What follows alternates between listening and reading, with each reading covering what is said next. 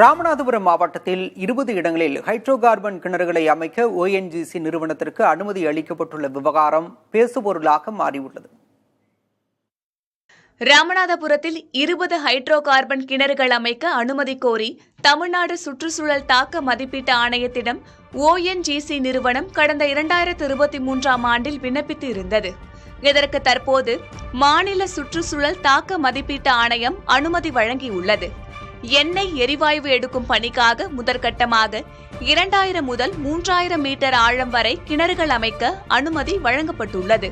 அதன்படி காவனூர், காமன்கோட்டை, சிறுவயல், மணக்குடி, சீனங்கூடி, அழகந்தேவன் கோட்டை உள்ளிட்ட 20 இடங்களில் ஹைட்ரோ கார்பன் சோதனை கிணறுகள் அமைக்க அனுமதி அளிக்கப்பட்டுள்ளது.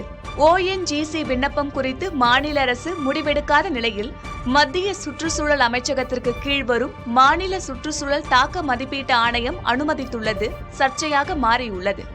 ராமநாதபுரத்தில் ஹைட்ரோ கார்பன் கிணறுகள் அமைந்தால் விவசாயம் பாதிப்பு, நிலத்தடி நீர் குறையும் அபாயம் இருப்பதாக பலரும் விமர்சித்து வருகின்றனர். ஹைட்ரோ கார்பன் எடுக்கும் திட்டத்திற்கு மத்திய அரசின் ONGC நிறுவனத்திற்கு தமிழ்நாடு அரசு அளித்துள்ள சுற்றுச்சூழல் அனுமதியை திரும்பப் பெற வேண்டும் என மதிமுக பொதுச் செயலாளர் வைகோ வலியுறுத்தியுள்ளார்.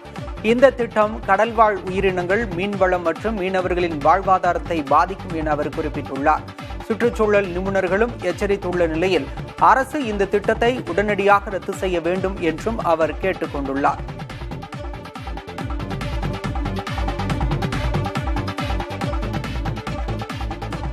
ராமநாதபுரம் மாவட்டத்தை பாலைவனமாக்கும் சதி திட்டத்திற்கு திமுக அரசு ஒப்புதல் அளித்துள்ளது தமிழக மக்களுக்கு செய்துள்ள துரோகம் என பாமக தலைவர் அன்புமணி விமர்சித்துள்ளார்.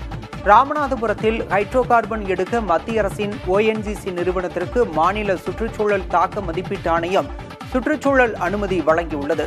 இதற்கு கண்டனம் தெரிவித்துள்ள அன்புமணி ராமதாஸ், ராமநாதபுரத்தை தொடர்ந்து பிற மாவட்டங்களிலும் இந்த திட்டத்தை செயல்படுத்தும் முயற்சியை இனியும் வேடிக்கை பார்க்க முடியாது என கூறியுள்ளார்.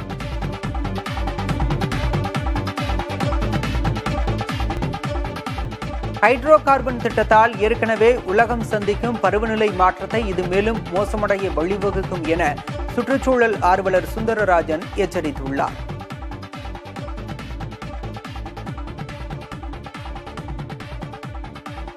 தமிழ்நாடு மட்டுமல்ல, இந்தியா மட்டுமல்ல, உலகம் முழுவதும் பல்வேறு நாடுகள் காலநிலை மாற்றத்தின் தாக்கத்தால் பல்வேறு சிக்கல்களை சந்தித்துக் கொண்டிருக்கின்ற வேளையில் இதை போன்ற ஹைட்ரோ கார்பன் திட்டங்கள் இந்த சிக்கல்களை மேலும் அதிகரிக்கும் என்பது எல்லோரும் அறிந்த விஷயம்தான். தமிழ்நாடு அரசு வழங்கியுள்ள இந்த சுற்றுச்சூழல் அனுமதியை ரத்து செய்ய வேண்டும் என்று நாங்கள் கேட்டுக்கொள்கிறோம். அது மட்டுமில்லாமல் அந்த பெட்ரோலியம் எக்ஸ்ப்ளோரேஷன் லைசன்ஸ் என்கிற ஒரு அனுமதியையும் தமிழ்நாடு அரசின் தொழில்துறை வழங்கக்கூடாது என்று கேட்டுக்கொள்கிறோம்.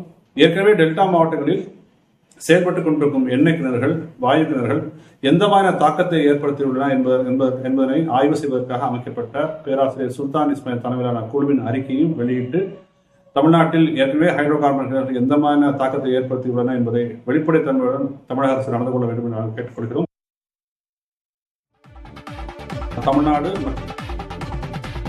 தமிழ்நாட்டின் எந்த பகுதியிலும் ஹைட்ரோ கார்பன் திட்டங்களுக்கான அனுமதியை தமிழக அரசு வழங்காது என அமைச்சர் தங்கம் தென்னரசு உறுதியளித்துள்ளார்.